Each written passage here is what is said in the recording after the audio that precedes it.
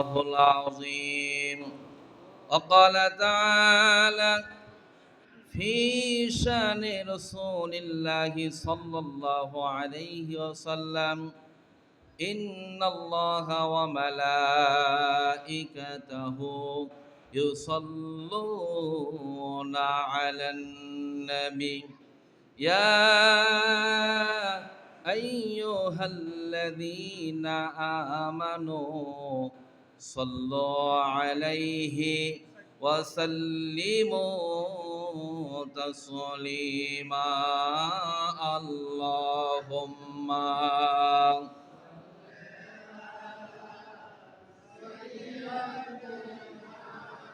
مولانا محمد وعلى آله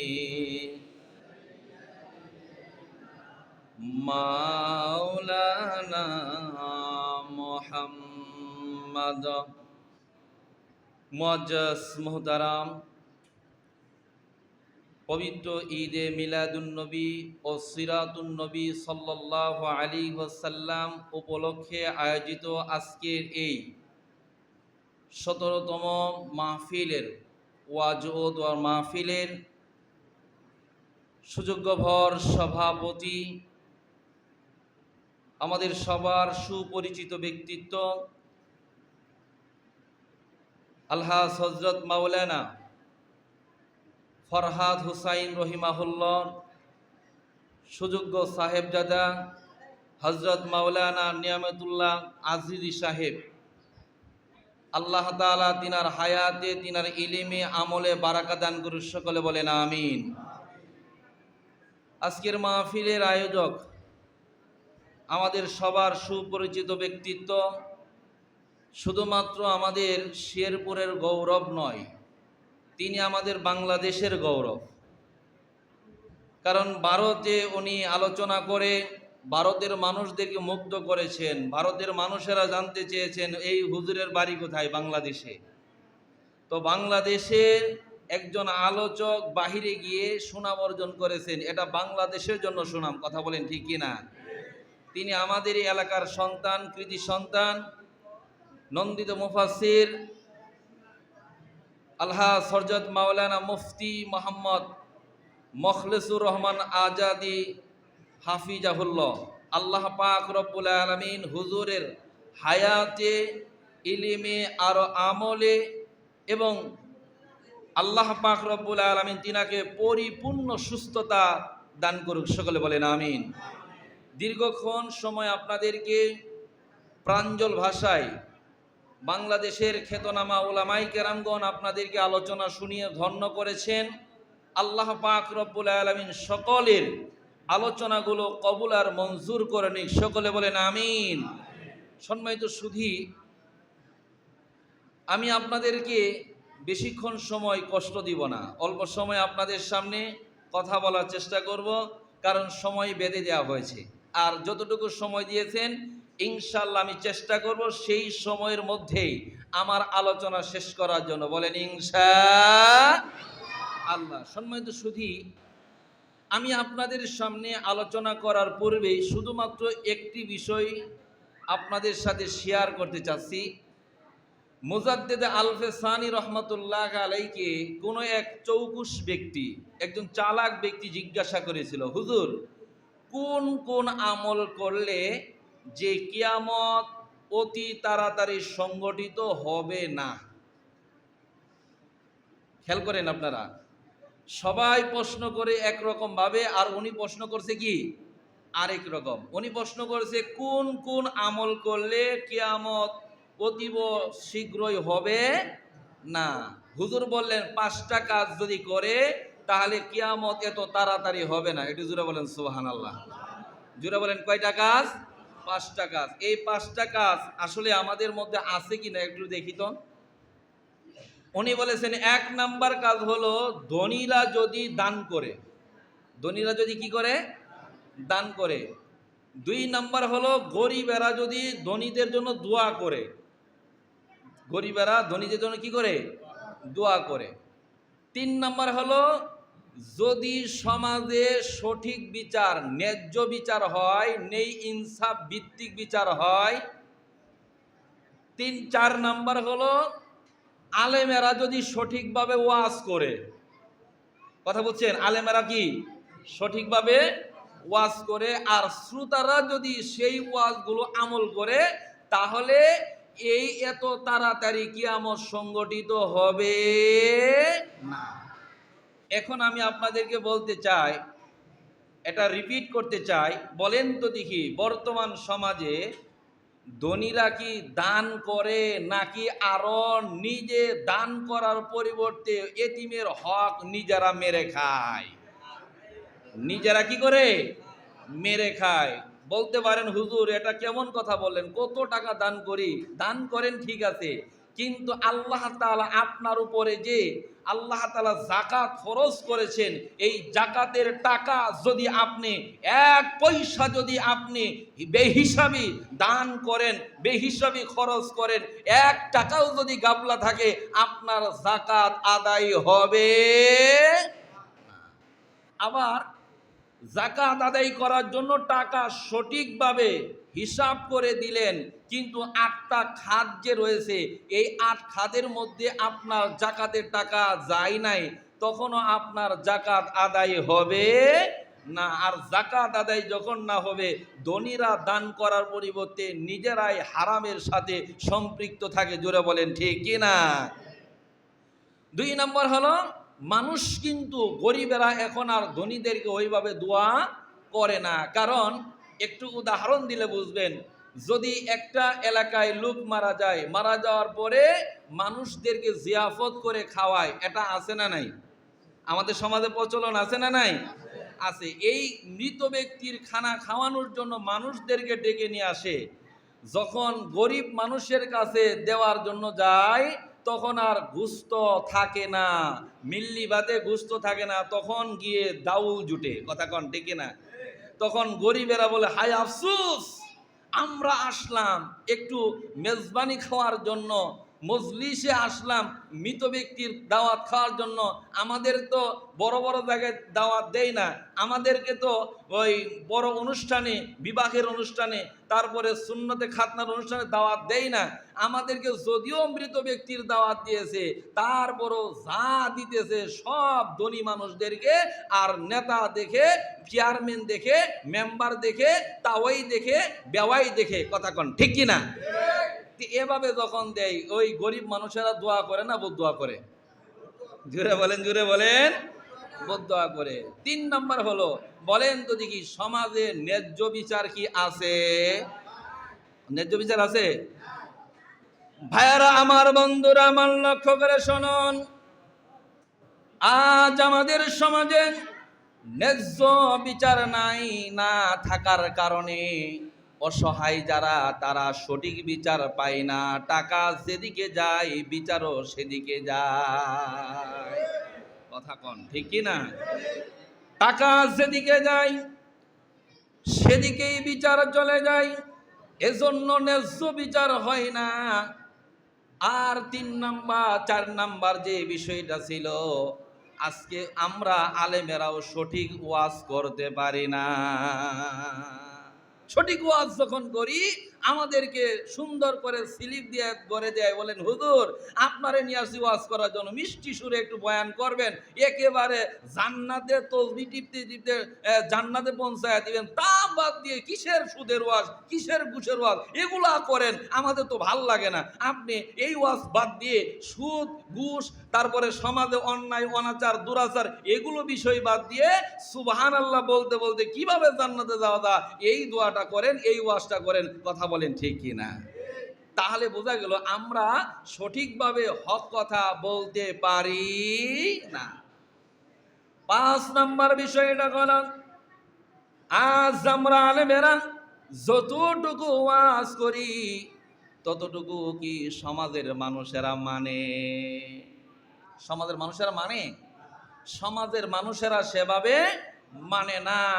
তাহলে বোঝা গেল এই 5টা কাজের কথা যে মুজাদ্দেদ আল ফেসানি রহমতুল্লাহ আলাইহি বলেছেন, এই 5টা কাজের সাথে আমাদের সম্পর্ক নাই। অতএব কিয়ামত বেশি দেরিও নেই। সম্মানিত সুধী আমার, লক্ষ্য করে শুনুন, আমার নবীকে আল্লাহ পাক রব্বুল আলামিন এই জমিনে প্রেরণ করেছেন, এমন একটা সময় প্রেরণ করেছেন যেই সময় মানুষের কোনো মর্যাদা ছিল না, মানুষের কোনো সম্মান ছিল না, মানুষেরা মানুষের মতো কদর করত না। সেই জাহেলিয়াতের সময়ে আল্লাহ পাক রব্বুল আলামিন আমার নবীকে প্রেরণ করলেন। আর আমার নবী নবুয়াতের দায়িত্ব পালন করার আগে থেকেই আল্লাহ তাআলা আমার রাসূলকে এমন চিন্তা দিয়েছিলেন, 17 বছর বয়সেই আমার রাসূল মানুষের ইনসাফ প্রতিষ্ঠা করার আন্দোলন করেছেন। ঠিক কি না?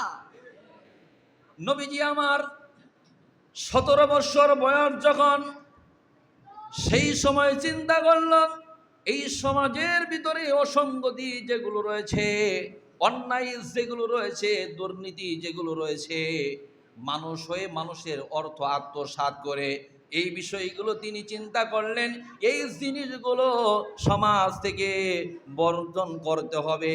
এজন্য কমিটি গঠন করলেন, নাম দিলেন হিলফুল ফুজুল।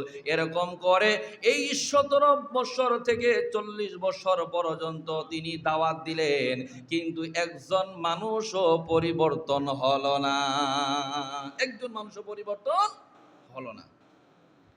আমার ভাইয়েরা, আমার বন্ধুরা আমার, আল্লাহ তাআলা জানায়া দিলেন, قد جاءكم من الله نور وكتاب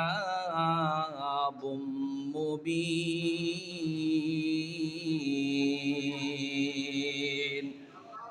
আল্লাহ পাক রব্বুল আলামিন জানিয়ে দিলেন, তোমাদের কাছে এসে গেছে দুটি নূর। একটা হলো নূরে মুহাম্মদ সাল্লাল্লাহু আলাইহি ওয়াসাল্লাম, আরেকটা হলো কিতাব, এটা হলো কোরআনুল কারীম। জুড়ে বলেন ঠিক কি না? আমার বন্ধুগণ, লক্ষ্য করে শুনুন, আল্লাহ পাক রব্বুল আলামিন কিতাবের ব্যাপারে বললেন, কিতাবুন আনজালনাহু ইলাইকা লিতুখরিজান নাসা মিনাজ যুলুমাতি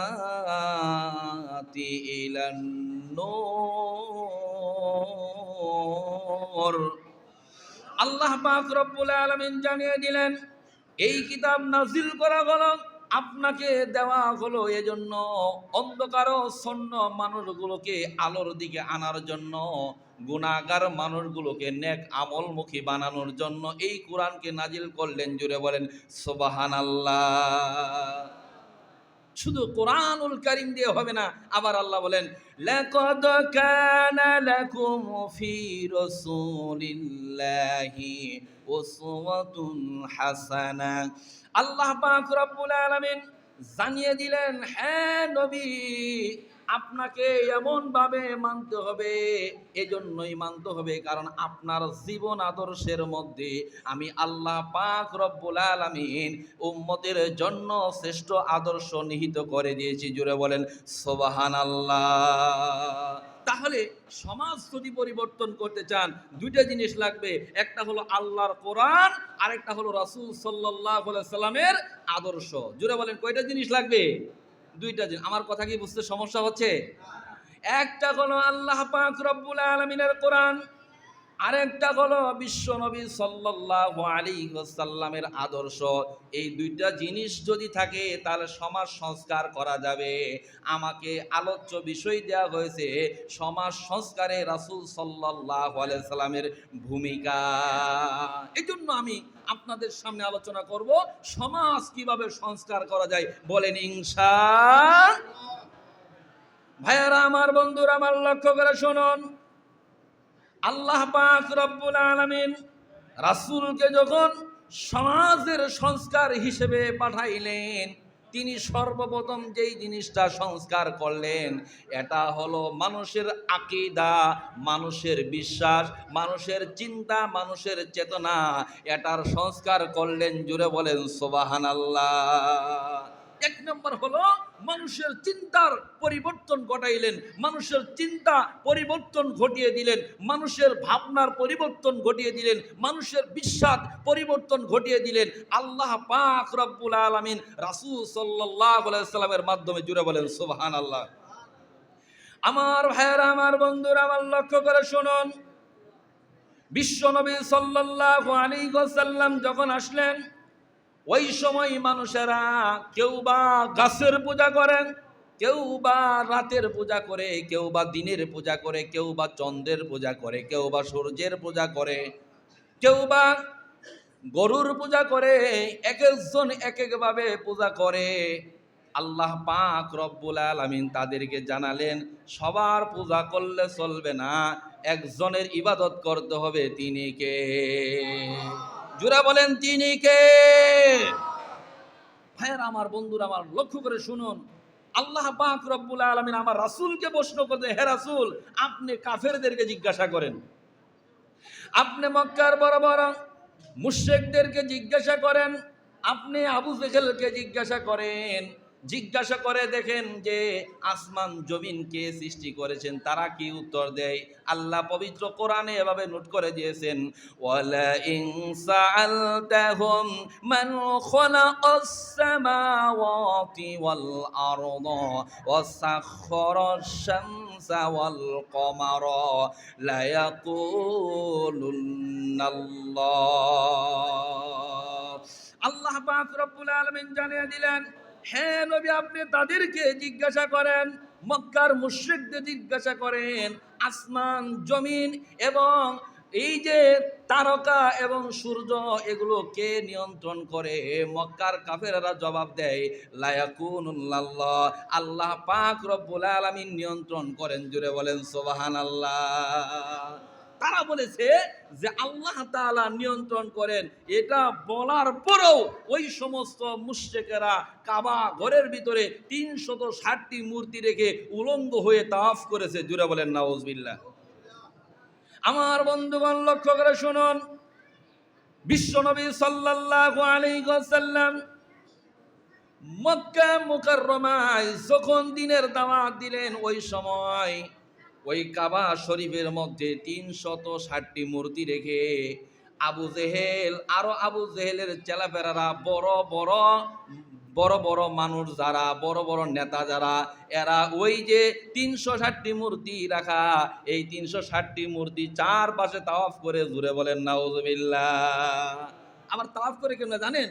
তারা তাওয়াফ করে এভাবে যে কোনো পোশাক রাখে না, শরীরে কোনো পাঞ্জাবি রাখে না, শরীরে কোনো ধরনের পোশাক রাখে না।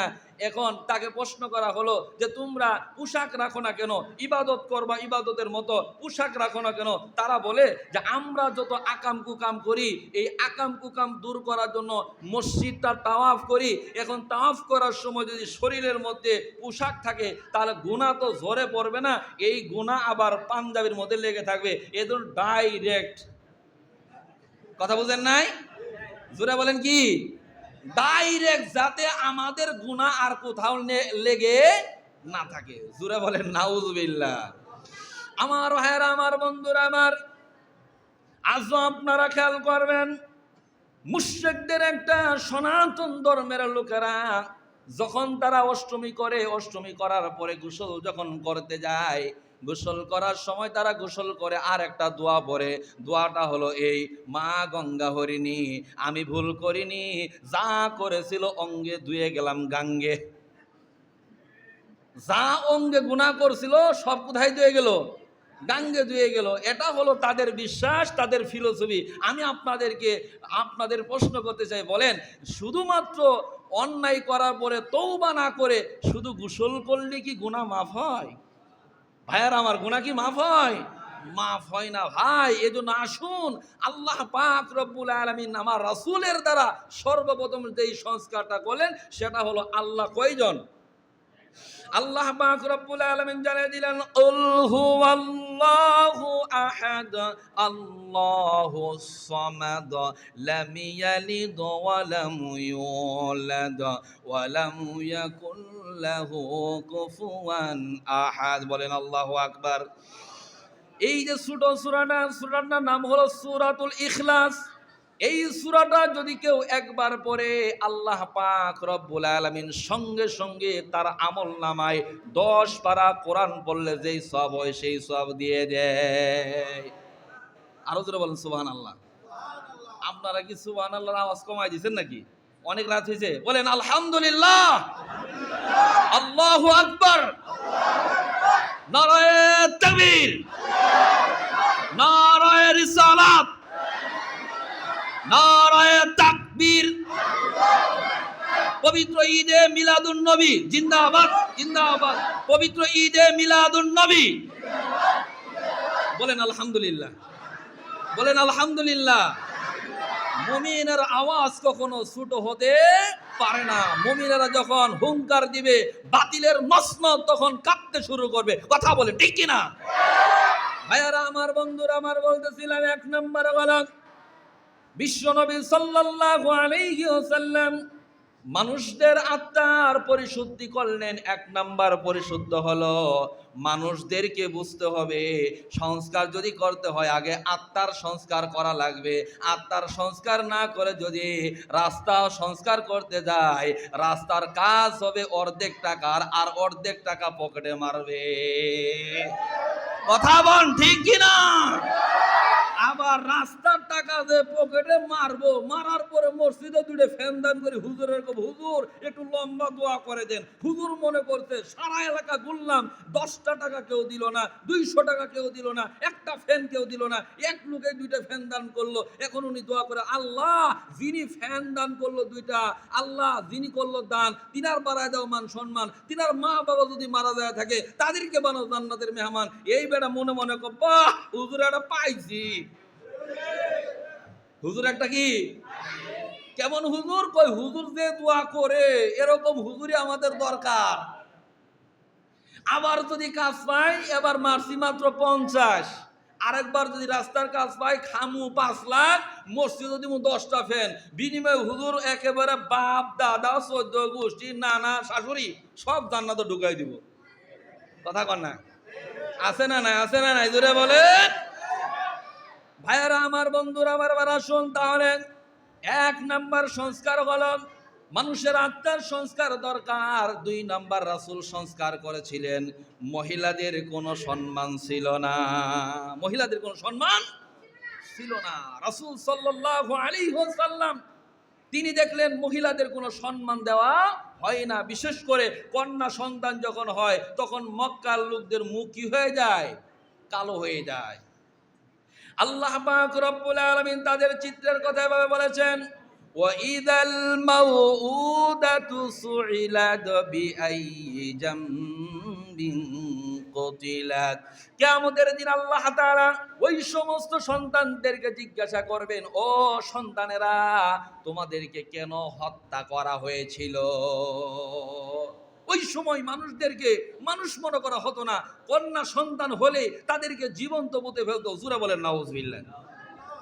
আমার নবী জানালেন কন্যা সন্তান হলে তাদেরকে জীবন্ত পুঁতে ফেলা যাবে না, বরং রাসূল জানিয়েছেন যার 3টা কন্যা সন্তান হবে এই 3টা সন্তানকে সুশিক্ষায় শিক্ষিত করবে, সৎপাত্রস্থ করবে। আল্লাহ রাসূল বলেন ওই লোকটা আর আমি নবী একসাথে জান্নাতে থাকবো। এত আসতে আরো বলে বলেন সুবহানাল্লাহ। ভাইয়ারা আমার, বন্ধুরা আমার, আমাদের সুবহানাল্লাহর স্পিড হয় না, খালি ছেলের কথা বলে স্পিড হয়। ছেলে যদি হয় তাহলে দেখবেন টাকা যদি না থাকে, বেশি দামের তবারক যদি নাও দিতে পারে, মোটামুটি বাতাসা হইলেও মসজিদে দিয়ে দোয়া আসা। আর যদি মেয়ে হয় তাহলে হাই হাই মেয়ে হয়েছে না ভাই, মেয়ে হলে কখনো কষ্ট পাওয়া যাবে না। আল্লাহ তাআলা মেয়ে দিয়ে শুরু করেছে। জোরে বলেন সুবহানাল্লাহ। আল্লাহ পাক রব্বুল আলামিন পবিত্র কুরআনুল কারীম বলেন, ইয়াহাবু লিমান ইয়াশাউ ইনাসা ওয়া ইয়াহাবু লিমান ইয়াশাউ যুকুর। আল্লাহ পাক রব্বুল আলামিন বলেন, আমি আল্লাহ তাআলা চাইলে আমি আল্লাহ কাউকে কন্যা সন্তান দান করি, আবার আমি আল্লাহ চাইলে কাউকে ছেলে সন্তান দান করি। ছেলে আগে না মেয়ে আগে? বুঝেন নাই কি আগে? এজন্যই মুফাসসিরিনে কেরাম লিখেছেন মেয়ের মধ্যে বরকত বেশি, কিন্তু আমাদের মেয়ে হলে ঝামেলা বেশি। কথা বুঝলেন নাই? আমাদের কাছে মেয়ে হলে কি বেশি? ঝামেলা বেশি। অথচ রাসূল বলেছেন, যখন একটা কন্যা সন্তান দুনিয়াতে আসে, ভূমিষ্ঠ হয়, ভূমিষ্ঠ হওয়ার সঙ্গে সঙ্গে একটা ফেরেশতা এসে বলে, ও আল্লাহর বান্দা, শোনো শোনো শোনো, একটা অবলার ঘর থেকে আরেকটা অবলা এসেছে, একটা দুর্বলের ঘর থেকে আরেকটা দুর্বল এসেছে। অতএব একে যে দিন শিখাবে, একে যে চরিত্র শিখাবে, একে যে দিনই শিক্ষা দিবে, অতএব আল্লাহ তাআলার পক্ষ থেকে তাদের জন্য রহমত নাজিল হবে। জুড়ে বলেন সুবহানাল্লাহ।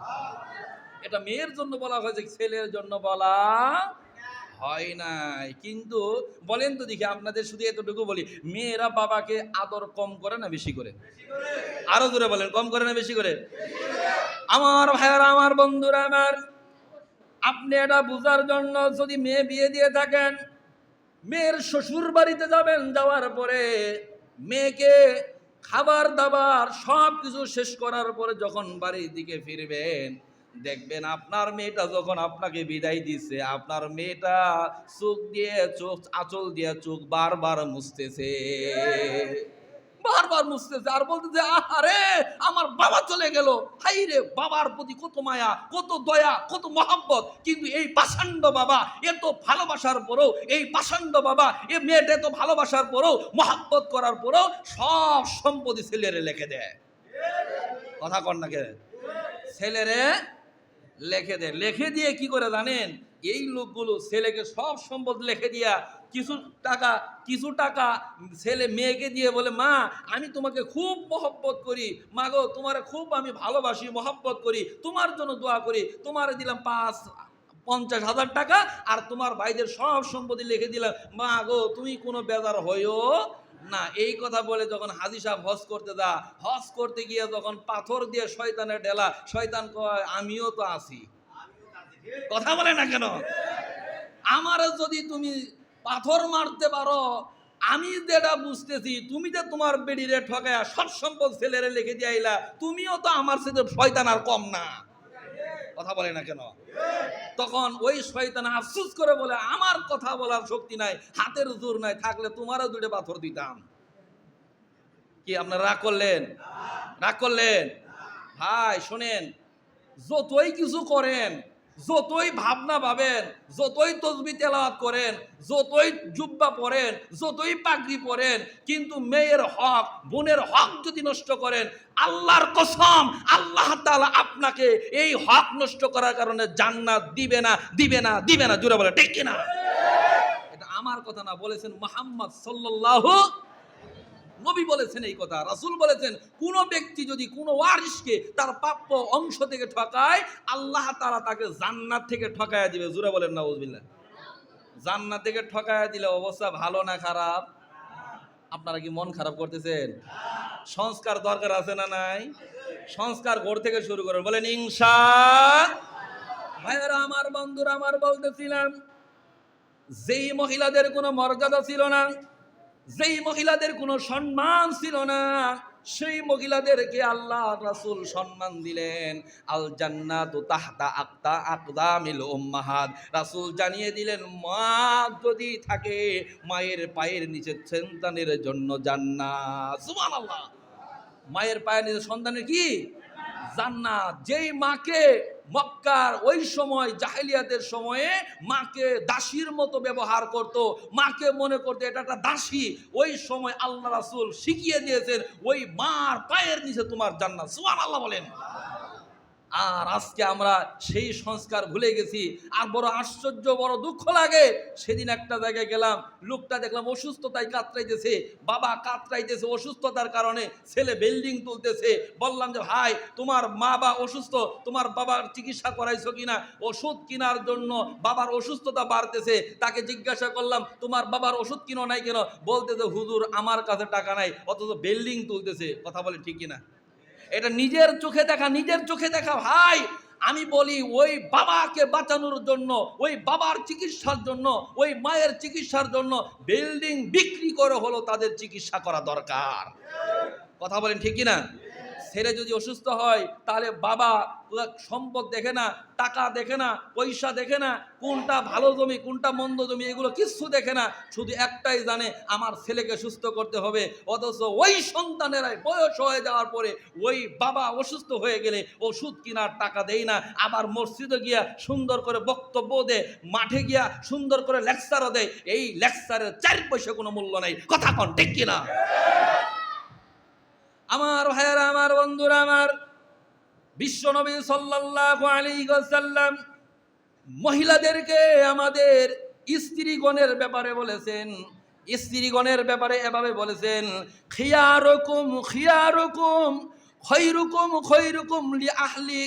আল্লাহ রাসূল বলেছেন শ্রেষ্ঠ শ্রেষ্ঠ মানুষ হলো তিনি যিনি তার স্ত্রীর কাছে শ্রেষ্ঠ। জুড়ে বলেন সুবহানাল্লাহ। স্ত্রীর কাছে শ্রেষ্ঠ যিনি, তিনি হলেন সর্বোত্তম মানুষ। জুড়ে বলেন সুবহানাল্লাহ। কেননা আল্লাহ তাআলা বলেছেন ওয়া আশিরু হুন্না বিল মারুফ, তোমরা তোমাদের স্ত্রীর সাথে ভালো আচরণ করো, সুন্দর আচরণ করো। আমরা বললাম আল্লাহ কেন তাদের সাথে সুন্দর আচরণ করব? আল্লাহ জানায় দিলেন হুন্না লিবাসুল লাকুম ওয়া আনতুম লিবাসুল লাহুন, তোমরা তাদের পোশাক, তারা তোমাদের পোশাক। নারী স্ত্রী পোশাক, নারী স্বামীর পোশাক, স্বামী স্ত্রী পোশাক। জুড়ে বলেন সুবহানাল্লাহ। এই সম্মানগুলো দিলেন বিশ্বনবী সাল্লাল্লাহু আলাইহি ওয়াসাল্লাম। আল্লাহ পাক রব্বুল আলামিনের কোরআন থেকে আর রাসূলের আদর্শ দিয়ে সম্মান বৃদ্ধি পেল। জুড়ে বলেন সুবহানাল্লাহ। কিন্তু বড় সমস্যা হলো এই জায়গায়, আমরা রাসূলের সংস্কার আমরা মেনে নিতে না পেরে আমরা করলাম কি, আমরা ভালো কাজ করা বাদ দিয়ে আমরা মা বোনদেরকে টেনে টেনে টেনে টেনে বাস চালক বানায় দিলাম।